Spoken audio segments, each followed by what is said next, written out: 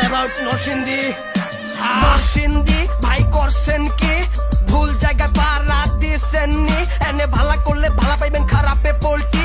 এইটা নরসিংদী ভাই করছেন কি এনে পোলা পাইনের মাথা সব ডিপুর 40, জেনে ভালা করলে ভালা পাইবেন খারাপে পোল্টি। রাজা নরসিংহের নামেতে নরসিংদী, 1984 সালে যে জেলার উৎপত্তি, লগে 6টা উপজেলা নিয়ে কইতাছি।